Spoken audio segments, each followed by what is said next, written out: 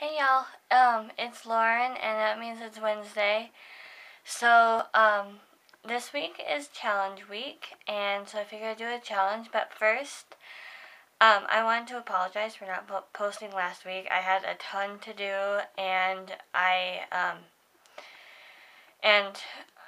just recently switched computers, so I had to upload my disc and stuff for my camera onto that computer, and that took way more time than I needed to, and then have time to film. I tried to film, it just didn't work, and it was a mess.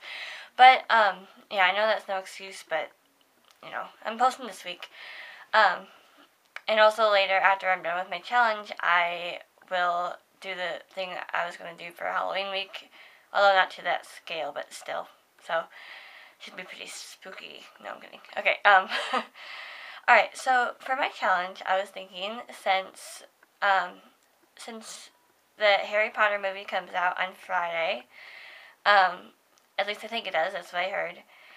I was thinking that I would set my timer for 1 minute and see how much I like. See how much I could talk about Harry Potter in 1 minute. Like, see all the things I could say. Just start talk for for 1 minute and see how that goes. So, I think I'm gonna do that. So, here's my timer. I set it for 1 minute, and I will start it, and I will start talking, and when it goes off, I will stop. So, yeah, I'll just talk about as much everything that pops into my head for 1 minute. Okay, ready and go.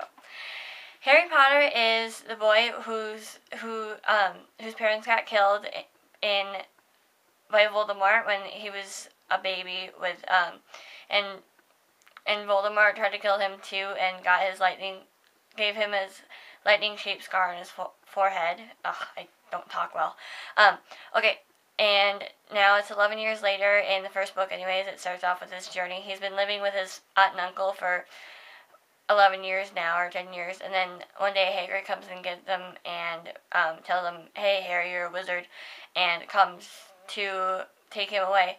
And then Harry goes to Hogwarts, which is a wizarding school. He meets his friends Ron and Hermione, and meets and goes, this is hard, and goes and learns all about wizards and stuff when he didn't even know he was a wizard the whole year. So the whole book starts talking about all his journeys as a wizard. And really, that's 1 minute. Okay, this might not have been a great challenge, but I thought it was, and yeah.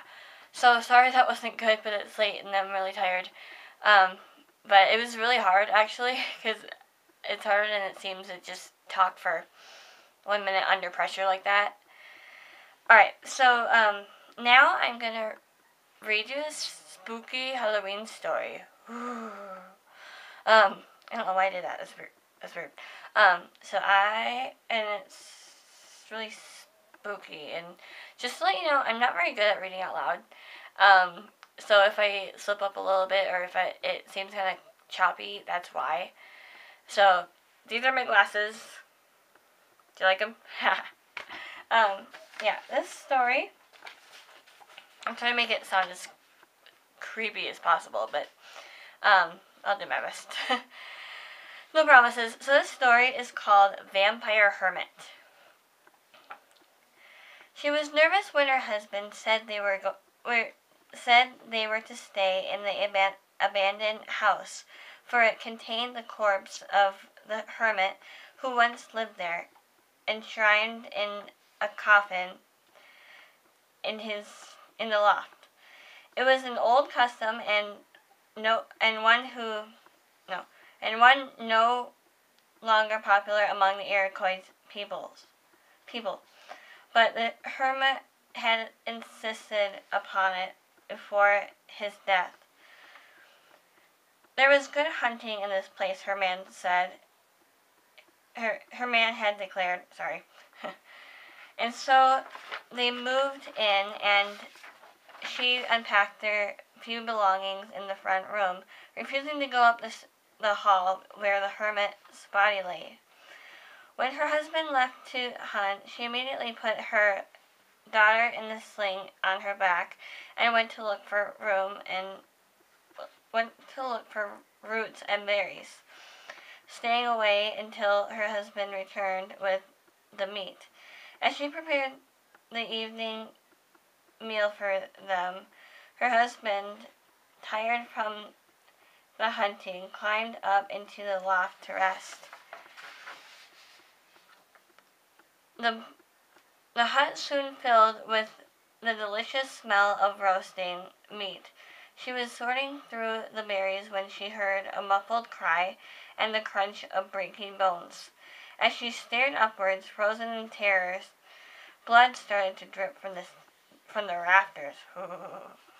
She crept silently to the far corner of the room where she could see up into the loft. A skeleton with glowing red eye sockets was feasting on the body of her husband, its teeth and chin covered with blood. Her daughter stirred restlessly at her back, and she knew that she had to get away immediately. "I am going to run down to the stream to fetch water for the broth," she called toward the loft. "I will be right back." She took the pail and walked towards the stream, trying to appear normal. As soon as she was out of sight among the trees, she started to run as fast as she could. She heard a terrible howl from the direction of the house. This is freaking me out. As the creature heard them escaping and started to pursue. The young mother stumbled desperately through the woods, the creature's howls growing closer as it pursued them. Her little daughter waited in fright at her back as she fled in terror, sobbing, and was almost without hope. The monster was gaining on her. In a last act of despair, she shouted the Iroquois' distress cry, hoping someone would be near enough to hear it. Her call was taken up and answered by the warriors from the village. She could hear the creature breathing behind her as she sprinted to the trees at the edge of the village. Here her strength failed her, and she collapsed to the ground.